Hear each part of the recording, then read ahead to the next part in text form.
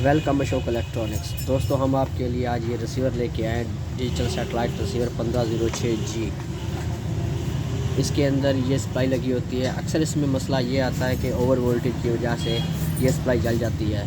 ज़्यादातर इसका main IC जलता है या फिर ये डायोड वगैरह उठ जाते हैं। अगर डायोड वगैरह शार्ट हो जाए तो फिर कोई मसला नहीं है, ये ईज़िली बन जाती है। अगर इसका आईसी शार्ट हो जाए तो फिर थोड़ा सा मुश्किल होता है, क्योंकि ये आईसी आम नहीं मिलता। मेरे पास ये आईसी दस्तियाब है, मैं ऐसे बना लेता हूँ। बाकी अक्सर कारीगरों के पास ये सप्लाई नहीं मिलती, तो फिर वो क्या करते हैं कि ये देखें, ये इसके ऊपर लिखा हुआ है 5 वोल्ट और डबल ग्राउंड और 12-23 ये वोल्ट इसके अंदर दिए हुए हैं। तो ये जो इसके ऊपर वोल्ट लिखे हुए हैं ये सही नहीं लिखे हुए। तो कुछ कारीगर क्या करते हैं कि इसके साथ की सप्लाई उठाई 5, 15, 21 और वो इसके अंदर लगा देते हैं, तो उससे सेट तो ऑन हो जाता है। लेकिन मेन मसला ये आ जाता है इसके अंदर कि ये सप्लाई 5 वोल्ट वाली नहीं है। उन्होंने इसके ऊपर ये प्रिंट तो किया हुआ है 5 वोल्ट, 12 वोल्ट और 23 वोल्ट, लेकिन ये 5, 12 और 23 नहीं है। जब भी किसी भी कारीगर के पास जाता है बनने के लिए सप्लाई फॉल्ट में, तो अक्सर 80% कारीगर क्या करते हैं कि वो उसके अंदर ये वाली सप्लाई लगा देते हैं। ये देखो, ये वाली, क्योंकि इस रिसीवर की सप्लाई पे लिखा हुआ है 5 वोल्ट, 12 वोल्ट और 23 वोल्ट, 5 ग्राउंड प्लस 12 प्लस 23। तो वो क्या करते हैं कि ये वाली सप्लाई उठाते हैं, क्योंकि इसके ऊपर भी ये देखें ना, ये लिखा हुआ है, ये देखिए आप, 5 ग्राउंड 15, 21। तो वो ये सप्लाई इसके अंदर लगा देते हैं। तो ये सप्लाई लगाने के बाद जो है ना, सेट तकरीबन 5 मिनट भी नहीं चलेगा, क्योंकि ये सप्लाई इसके अंदर लगी नहीं होती। क्योंकि सप्लाई तो इसके अंदर लगी होती है 3 वोल्ट। मेन इसके वोल्ट जो होते हैं, ये देखें ना, यहाँ पे 5 वोल्ट लिखे हुए हैं और डबल ग्राउंड है 12 और 23 है। तो इसके अंदर ये 5 डबल ग्राउंड 12, 23 नहीं होता।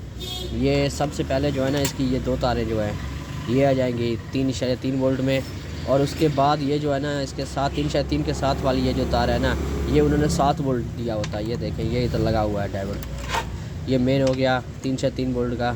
और ये अंदर देखिए एक छोटा सा डायोड लगा हुआ है, ये वाला, ये उन्होंने 7 वोल्ट में किया हुआ है। और ये 15 और ये 21, ये इसके अंदर 4 सप्लाई होती है, 3.3 वोल्ट, 7 वोल्ट, 15 वोल्ट और 23 वोल्ट।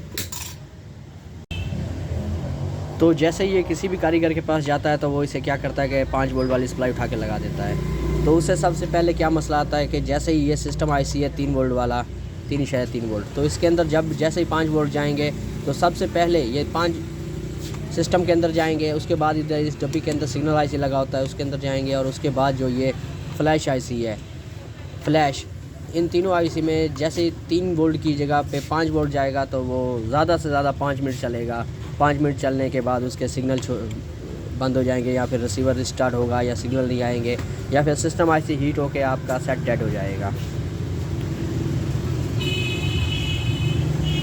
तो इस सेट के ना बनने का मेन मसला यही है कि कुछ कारीगर हजरात जो है ना, इसके अंदर ये सप्लाई सही नहीं लगाते। इसीलिए ये सेट तकरीबन किसी के पास जाता है तो जैसे वो लगाते हैं 5 वोल्ट वाली सप्लाई, तो कहते हैं भाई आपका सिस्टम ख़राब है, या हीट हो रहा है, या आपका सिग्नल आईसी ख़राब है, या फ्लैश ख़राब है, ये मैंने लगाया ये और नहीं हुआ।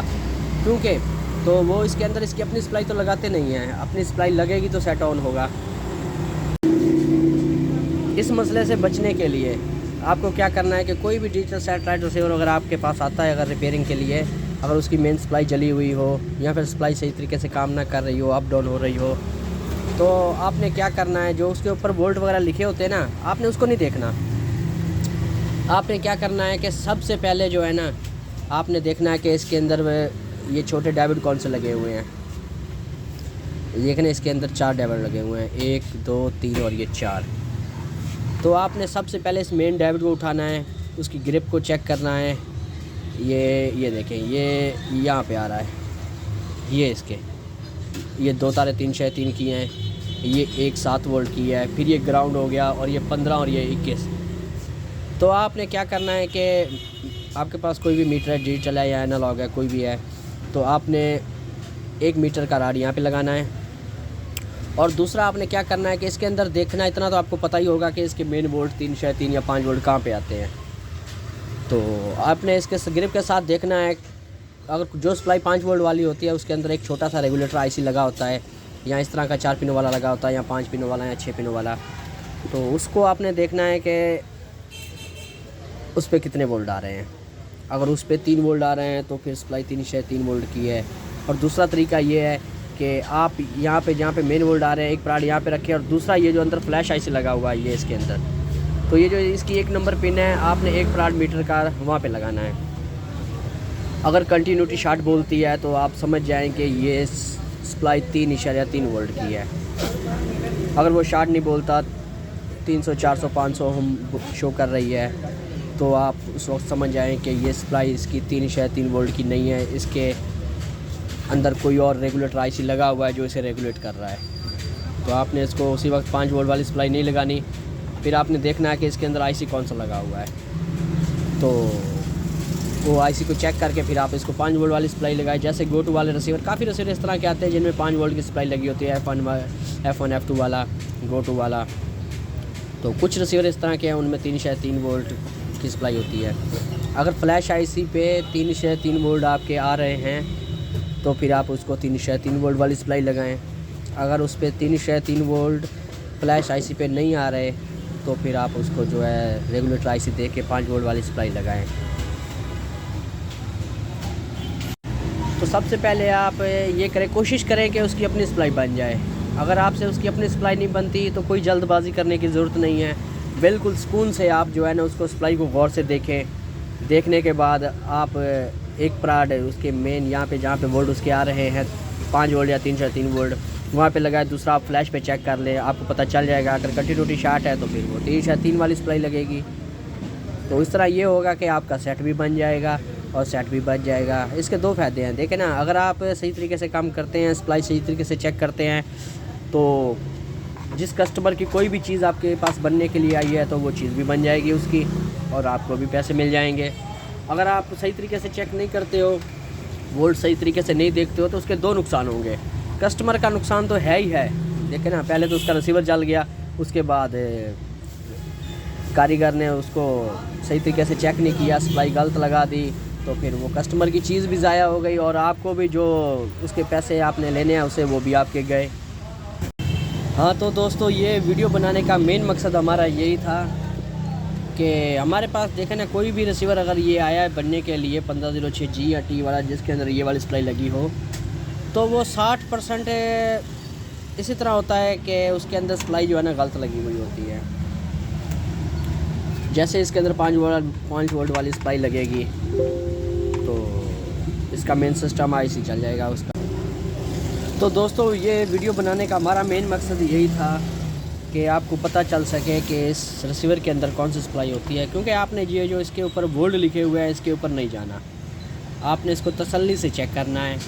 क्योंकि अगर हमारे पास 60% रिसीवर इस तरह के आते हैं कि उनके अंदर सप्लाई गलत लगी हुई होती है 5 वोल्ट वाली, तो फिर कस्टमर तो पहले किसी को चेक करवा लेते हैं, उस सप्लाई गलत लगी हुई होती है, सिस्टम आईसी, सिग्नल आईसी और फ्लैश के अंदर वोल्ट ज़्यादा चले जाते हैं, तो वो हीट हो जाते हैं, ख़राब हो जाते हैं। तो फिर वो कहते हैं यार इसका कुछ करें, हमें बना दे, क्योंकि पहले तो उसके अंदर जो है ना गलत सप्लाई लग के बोर्ड शॉर्ट हो जाता है उसका, तो सेट बंद तो जाता है, क्योंकि उसका हम सिस्टम आईसी चेंज कर लेते हैं, सिग्नल चेंज कर लेते हैं, फ्लैश, ये तीनों आईसी चेंज करते हैं, तो इस तरह कस्टमर के पैसे ज़्यादा लग जाते हैं।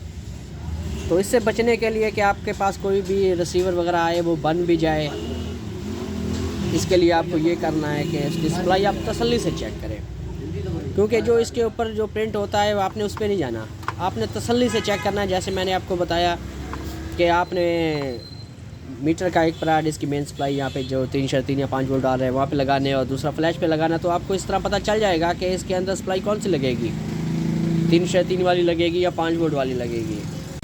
क्योंकि ये रिसीवर 3 वोल्ट सप्लाई वाला है, 3 7 वोल्ट, 15 वोल्ट और 21 वोल्ट। 3 ने तो इसका यानी कि सिस्टम, फ्लैश और सिग्नल आईसी ऑन करना है, उसके अंदर वोल्टेज आएंगे।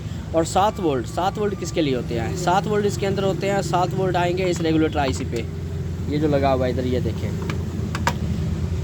इसने निकालने आगे से 5 वोल्ट, वो 5 वोल्ट जाएंगे इसकी ये जो मॉड्यूल इसके अंदर लगी हुई है ये सिम वाली, इसने डाटा ऑन करना है इसका, और दूसरे वो 5 वोल्ट जाएंगे आपके इस USB पे। आप इसके अंदर कोई भी USB वगैरह रिकॉर्डिंग के लिए लगा सकते हैं, तो वो 5 वोल्ट उधर जाएंगे। और 15 वोल्ट इसके 15 और 18 वोल्ट ये सिग्नल के लिए होते हैं हॉरिजॉन्टल और वर्टिकल। 13 वोल्ट वर्टिकल चलाने के लिए और 18 वोल्ट जो होते हैं वो हॉरिजॉन्टल के लिए। तो दोस्तों ये सप्लाई है इसके अंदर, ये आपने हमेशा ख्याल रखना है। 5, 12 और 23 ये आपने सप्लाई नहीं लगानी है इसके अंदर। जब भी आपने इस मॉडल में लगानी है तो 3 वोल्ट, 7 वोल्ट, 15 वोल्ट और 20 वोल्ट ये सप्लाई आपने लगानी है। हाँ, अगर आपको ये सप्लाई नहीं मिल रही तो आपने क्या करना है कि जैसे ये 5 वोल्ट वाली सप्लाई है 5, 15, 21, इसके साथ की एक और सप्लाई मिल जाती है 3 वोल्ट, 15 वोल्ट और 21 वोल्ट। तो आपने क्या करना है, अगर ये सप्लाई नहीं मिल रही तो आपने सबसे पहले तसल्ली से उसे चेक कर लेना है। उसके बाद आपने क्या करना है कि इस तरह की 3 वोल्ट वाली सप्लाई उठानी है। उसके मेन जो 3 वोल्ट है वो तो आपने यहाँ पे दे देने हैं। ये 2 तारें 3 वोल्ट की हैं। उसके बाद ये जो तीसरी तार है ये 7 वोल्ट की है, तो उसके अंदर 7 वोल्ट तो होते नहीं हैं, 15 और 21 होते हैं, 3, 15, 21। तो आपने क्या करना है कि एक 7805 आपने लेना है। तो 15 वोल्ट पे आपने वो 7805 लगा के उसके 5 वोल्ट बना लेने हैं। तो वो आप क्या करेंगे कि 5 वोल्ट बनाने के लिए 78 7 या 8 लेने की ज़रूरत नहीं है आपको। 78 आप 5 ले लें। आप इसका ये वाला IC निकाल लें। ये IC निकाल के आप 5 वोल्ट यहाँ पे दे दें, 3 वोल्ट यहाँ पे दें, 5 वोल्ट यहाँ पे और 15 और 21, तो आपका ये सेट ऑन हो जाएगा। उससे आपकी USB भी चल जाएगी, सेट भी ऑन हो जाएगा, सिग्नल भी आ जाएगा और सेट में कोई प्रॉब्लम भी नहीं आएगी। आपके पैसे भी बन जाएंगे और कस्टमर के पैसे भी बच जाएंगे।